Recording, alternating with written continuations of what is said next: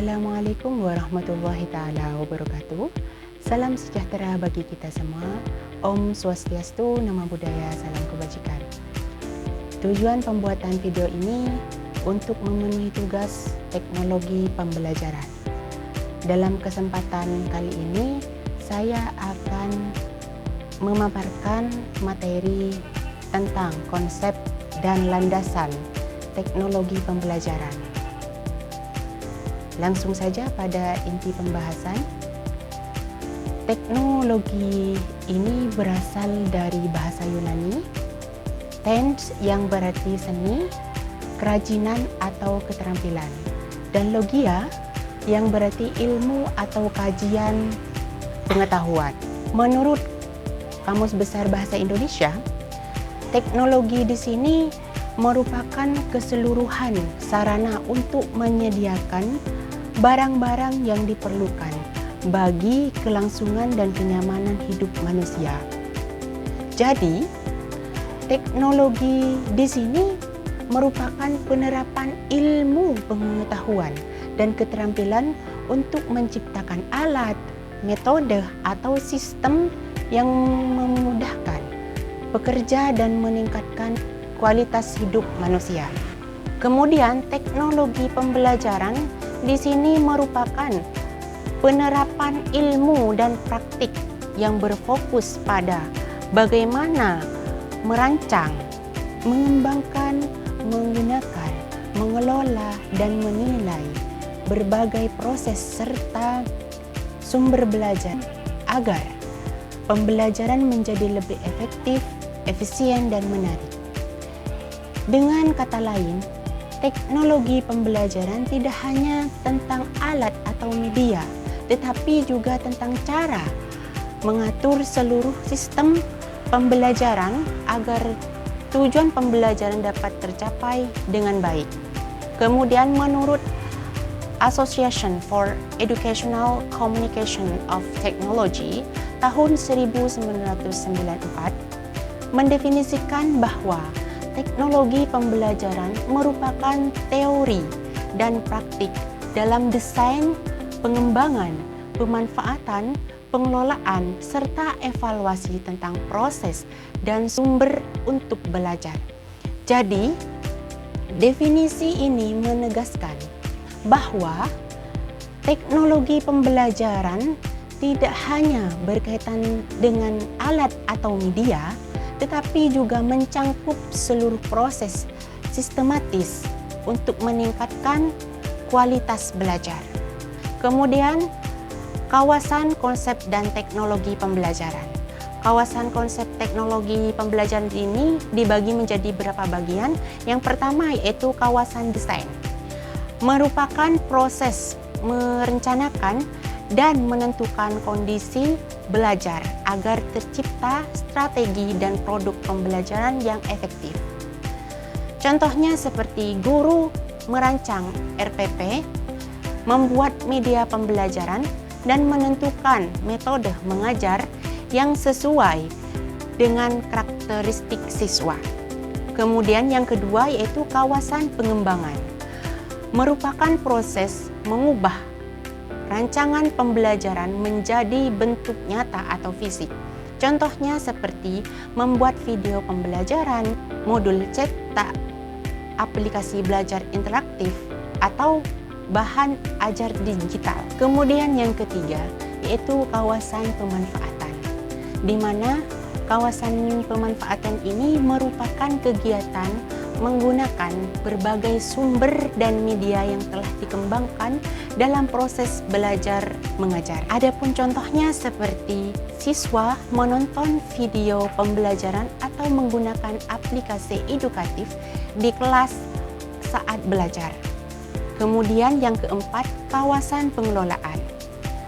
Meliputi perencanaan, pengorganisasian, koordinasi, dan pengawasan agar kegiatan pembelajaran berjalan efektif dan efisien. Contohnya seperti apa? Yaitu kepala sekolah mengatur jadwal penggunaan laboratorium komputer dan memastikan semua peralatan berfungsi dengan baik.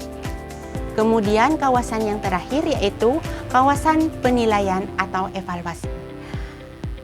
Adalah proses menilai keberhasilan pembelajaran dan efektivitas media yang digunakan. Contohnya seperti guru melakukan tes formatif setelah pembelajaran dan mengevaluasi apakah media yang digunakan sudah membantu siswa memahami materi. Kemudian poin selanjutnya yaitu landasan teknologi pembelajaran.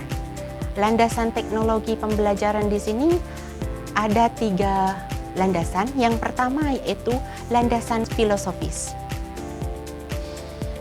Kata filosofis di sini berasal dari bahasa Yunani yang terdiri dari 2 suku kata, yaitu philen atau philos yang artinya cinta, sedangkan sophos atau sophia yang artinya kebijaksanaan, hikmah, ilmu, dan kebenaran. Jadi, filsafat di sini dapat diartikan sebagai suatu pengetahuan yang mencoba untuk memahami hakikat segala sesuatu untuk mencari kebenaran atau kebijaksanaan. Kemudian, landasan filosofis teknologi pembelajaran di sini berfungsi sebagai dasar pemikiran dan arah dalam mengembangkan teori serta praktik pembelajaran berbasis teknologi. Filsafat memberikan pandangan mendalam mengenai hakikat manusia sebagai peserta didik, tujuan pendidik, serta cara terbaik menggunakan teknologi untuk mencapai tujuan tersebut. Adapun landasan-landasan filosofis di sini meliputi filsafat idealisme, menekankan bahwa pengetahuan berasal dari ide dan pikiran manusia. Teknologi digunakan untuk mengembangkan kemampuan berpikir kritis, kreatif, dan reflektif bagi peserta didik. Contohnya seperti apa? Guru menggunakan video reflektif atau diskusi virtual untuk menanamkan nilai-nilai moral dan etika dalam pembelajaran. Kemudian landasan selanjutnya yaitu filsafat realisme. Berpandangan bahwa pengetahuan diperoleh dari pengalaman nyata dan fakta yang dapat amati. Teknologi digunakan untuk menghadirkan realitas secara konkret. Contohnya, penggunaan simulasi laboratorium virtual atau video eksperimen sains agar siswa dapat memahami konsep melalui pengalaman langsung. Kemudian, filsafat pragmatisme menilai bahwa kebenaran harus diuji melalui pengalaman dan manfaatnya dalam kehidupan. Teknologi dipakai untuk menyelesaikan masalah belajar secara praktis dan efektif. Contohnya, siswa menggunakan aplikasi pemecahan soal matematika interaktif untuk melatih kemampuan berpikir kritis dan menemukan solusi nyata. Kemudian, filsafat konstruktivisme menekankan bahwa peserta didik membangun sendiri pengetahuannya melalui interaksi dan pengalaman. Peran teknologi di sini berperan sebagai fasilitator proses pembelajaran mandiri dan kolaboratif. Contohnya, siswa belajar melalui platform e-learning atau forum diskusi daring untuk saling berbagi ide dan membangun pemahaman bersama. Kemudian, yang kelima yaitu filsafat humanisme. Menekankan manusia sebagai pusat pendidikan. Teknologi di sini berperan harus mendukung perkembangan potensi peserta didik secara menyeluruh, bukan mengaitkannya. Contohnya, menggunakan aplikasi pembelajaran yang menyesuaikan gaya belajar siswa. Person-led learning, agar setiap individu dapat berkembang sesuai dengan kemampuannya. Jadi, landasan filosofis di sini dalam teknologi pembelajaran memberikan arah agar penggunaan teknologi tidak sekedar bersifat teknik, tetapi juga bernilai etis, humanis, serta edukatif. Dengan berpijak pada filsafat, teknologi pembelajaran dapat menciptakan sistem pendidikan yang bermakna dan berorientasi pada pengembangan potensi manusia seutuhnya. Kemudian landasan selanjutnya yaitu landasan psikologis. Dalam landasan psikologis di sini merupakan dasar yang berhubungan dengan pemahaman terhadap peserta didik dari sisi kejiwaannya, seperti cara berpikir, perasaan, motivasi, dan perilakunya dalam belajar. Nah, landasan ini penting karena setiap peserta didik memiliki perbedaan dalam kemampuan, minat, dan gaya belajar. Dengan memahami aspek psikologis, guru dapat memilih metode, media, dan pendekatan pembelajaran yang sesuai agar proses pembelajaran menjadi lebih efektif dan menyenangkan. Landasan psikologis teknologi pembelajaran ini merupakan dasar berpikir yang bersumber dari ilmu pendidikan yang menjelaskan bagaimana proses belajar terjadi pada manusia, serta bagaimana teknologi dapat digunakan secara efektif untuk memfasilitasi proses belajar tersebut. Artinya, sebelum menggunakan teknologi dalam pembelajaran, guru perlu memahami cara berpikir, cara memahami, dan cara siswa termotivasi untuk belajar. Dengan pemahaman itu, teknologi seperti video, aplikasi belajar, atau simulasi dapat dipilih dan digunakan sesuai kebutuhan peserta didik, sehingga proses belajar menjadi lebih efektif, menarik, dan mudah dipahami. Adapun teori-teori landasan psikologis di sini terbagi menjadi beberapa bagian. Yang pertama yaitu pendekatan behavioristik. Pendekatan ini berfokus pada perubahan perilaku yang dapat diamati melalui latihan dan pengulangan. Teknologi digunakan untuk memberikan latihan terprogram, drill, dan umpan balik otomatis agar siswa belajar melalui penguatan. Contohnya, penggunaan aplikasi latihan seperti kuis atau Duolingo yang memberikan nilai dan umpan balik langsung setiap kali siswa menjawab. Kemudian yang kedua yaitu pendekatan kognitif. Pendekatan ini menekankan pada proses berpikir, pemahaman, dan pengelolaan informasi.